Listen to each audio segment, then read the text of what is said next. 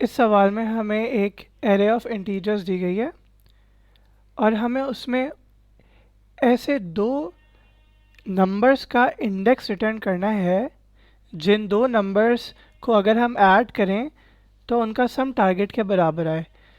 जैसे कि इस एग्जांपल में हमें 2, 7, 11, 15 की एरे दी गई है और अगर इसमें हम 2 एंड 7 को ऐड करें तो हमारा सम टारगेट के बराबर आ रहा है जो कि 9। तो आइए देखते हैं इसको कैसे सॉल्व करेंगे। इससे पहले क्वेश्चन में अगर आपको याद हो जो कि आपके लेफ़्ट टॉप कॉर्नर पे आ रहा होगा स्क्रीन के, हमने ऐसा ही क्वेश्चन सॉल्व किया था मगर एक सॉर्टेड एरे पे किया था। इसमें हमारे पास कोई गारंटी नहीं है कि किस ऑर्डर में हमारे पास एरे होगी, यानी कि अनसॉर्टेड एरे हो सकती है। तो इस केस में हम किस तरीके से ऑप्टिमली इसको सॉल्व कर सकते हैं, आइए उसको देखते हैं। So one of the solutions could be of course brute force, मगर उसकी time complexity O of n square होती है। तो आइए देखते हैं कि इसको ऑप्टिमली कैसे सॉल्व कर सकते हैं। नंबर वन के हम फॉर लूप यूज़ करके वन बाय वन एरे के हर एलिमेंट पे ट्रेड करें, यानी कि इनिशियली हमारे पास क्या होगा कि सेकंड एलिमेंट होगा 2 होगा ये, राइट। अभी हम 2 को माइनस करें टारगेट से, यानी कि टारगेट -2, और इस केस में हमारे पास टारगेट लेट से है 9। Okay, so 9 - 2 is 7। अब हम देखें कि क्या 7 लिस्ट के अंदर मौजूद है। मगर अगर आप इस सॉल्यूशन पे गौर करें तो यू विल रियलाइज़ के फर्स्ट जो हमारे पास फॉर लूप है इसकी time complexity already O of n है। अब हम दोबारा लिस्ट के अंदर 7 को फाइंड आउट करने के लिए इटरेट करें ओवर द लिस्ट, सो इसकी time complexity again O of n है। तो हमारे पास all together time complexity again O of n square हो जाएगी। तो अब इसको किस तरीके से हम बेहतर बना सकते हैं।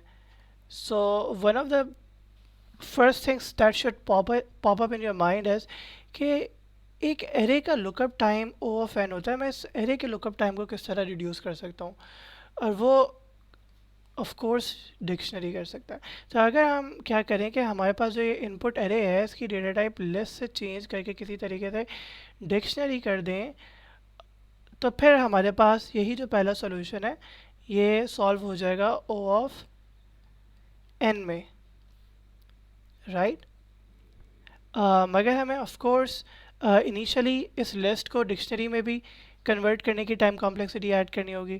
तो या O ऑफ n होगी, फिर उसके बाद फॉर लूप होगा और फिर हम डिक्शनरी में फाइंड आउट करेंगे कि एलिमेंट एग्जिस्ट करता है कि नहीं, और फिर उसको रिटर्न कर देंगे। सो टोटल टाइम कॉम्प्लेक्सिटी हो जाएगी O ऑफ 2n। तो आइए देखते हैं कि इसको कैसे सॉल्व करते हैं। ऑलराइट, तो इसको अगर हम पाइथन में कोड करें तो कुछ इस तरीके से होगा कि हमने एक एम्प्टी डिक्शनरी बनाई और फिर इनपुट एरे के ऊपर ट्रेड किया ताकि हम उस डिक्शनरी के अंदर एलिमेंट्स डाल सकें।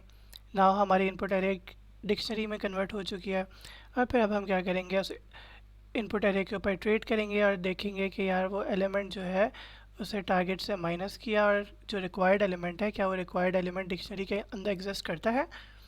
और उसके साथ ही साथ हमें ये भी मेक श्योर करना है कि जो रिक्वायर्ड एलिमेंट का इंडेक्स है और जो वो नंबर है जिसको हम टारगेट से माइनस कर रहे हैं उसका इंडेक्स कहीं एक दूसरे के बराबर तो नहीं है, क्योंकि हम एक ही एलिमेंट का इंडेक्स नहीं रिटर्न कर सकते। We have to make sure कि हम जिन दो एलिमेंट्स को आपस में सम कर रहे हैं वो मुख्तलिफ हों एक दूसरे से, और फिर हमने फिर रिटर्न कर दिया ऑफ कोर्स उनके इंडेक्सेस। मगर इसमें भी मैंने बताया जैसे कि इसकी time complexity O of 2n होगी। If somehow we could further reduce it, तो हम किस तरीके से करेंगे, वो इस तरह से कर सकते हैं कि लेट से मैं इस फॉर लूप को रिड्यूस कर दूँ, इसको रिमूव कर दूँ, और मैं इनपुट एरे के ऊपर ट्रेड कर रहा हूँ और मैं देख रहा हूँ कि क्या डिक्शनरी के अंदर मौजूद है मेरे पास रिक्वायर्ड एलिमेंट। अगर है तो रिटर्न कर दो, और अगर मौजूद नहीं है तो हम क्या करेंगे कि हम अपने नंबर को, इस वाले नंबर को डिक्शनरी के अंदर डाल देते हैं अलॉन्ग विद इट्स इंडेक्स। अब हम इसको सबमिट करके देखते हैं।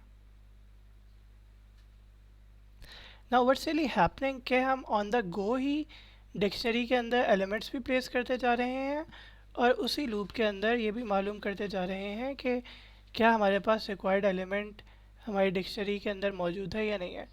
तो इससे हमें दो अलग अलग फॉर लूप्स नहीं चलाने पड़े और ना ही हमें यहाँ पे अलग से कंडीशन ऐड करनी पड़ी कि कहीं जो रिक्वायर्ड एलिमेंट का इंडेक्स है और जो ये नंबर एलिमेंट है इसका इंडेक्स कहीं एक दूसरे के बराबर तो नहीं है, क्योंकि ऐसी कंडीशन आएगी ही नहीं। क्यों नहीं आएगी? क्योंकि जिस नंबर के ऊपर हम इटरेट कर रहे हैं वो नंबर पहले से डिक्शनरी के अंदर कभी मौजूद ही नहीं होगा, और चूंकि वो कभी डिक्शनरी के अंदर मौजूद ही नहीं होगा पहले से, तो इस वजह से कभी हम उसको एक्सीडेंटली रिटर्न भी नहीं कर सकते सेम इंडेक्स से ही।